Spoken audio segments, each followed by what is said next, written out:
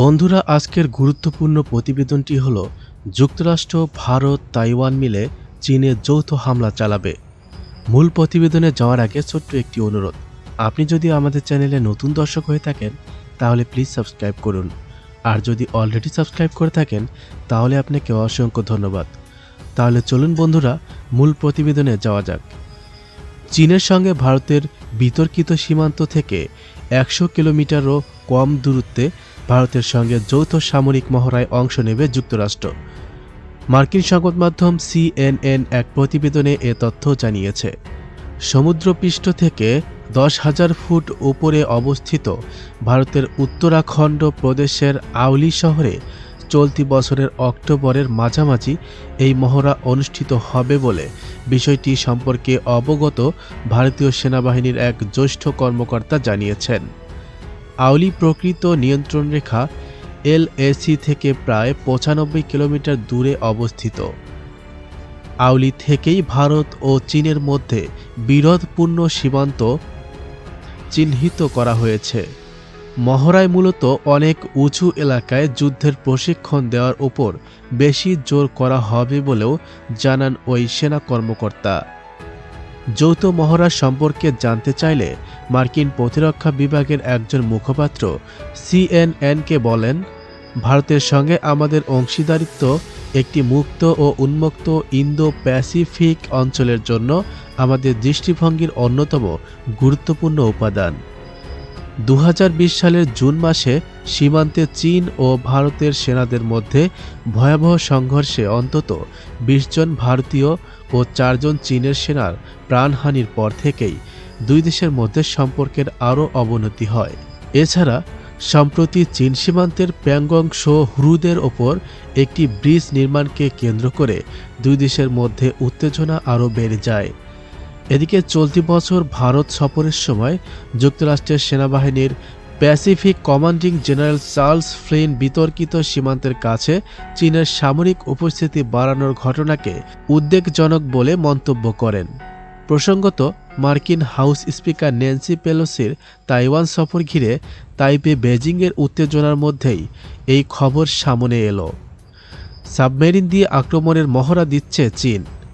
যুক্তরাষ্ট্রের house speaker Nancy Pelosi গত মঙ্গলবার তাইওয়ান সফরে আসার পর তাইওয়ানকে ঘিরে 6টি স্থানে সামরিক প্রশিক্ষণ চালাচ্ছে চীন।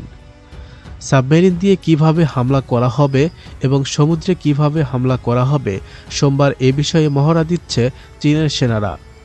সোমবার অনলাইনে এ তথ্য জানায় পিপলস লিবারেশন আর্মি।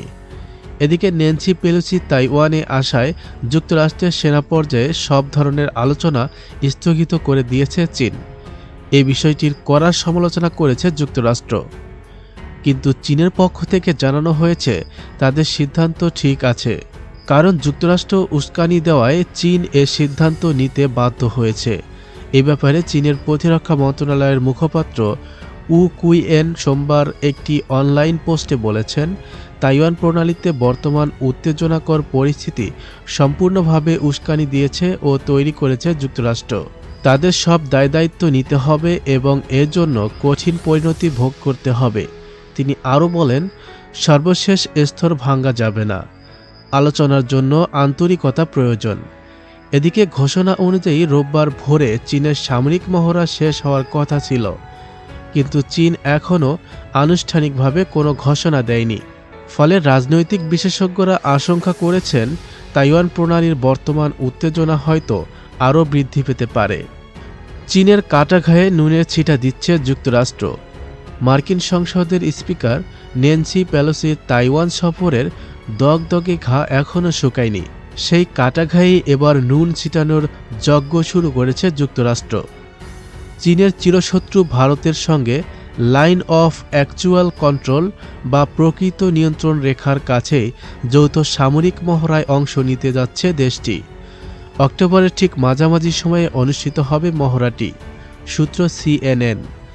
ভারতের উত্তরাখণ্ডের আওলি অঞ্চলে শুরু হবে এ মহড়া। মহড়াটি যুদ্ধ অভ্যাস নামে পরিচিত 18তম বার্ষিক যৌথ অনুশীলনের অংশ।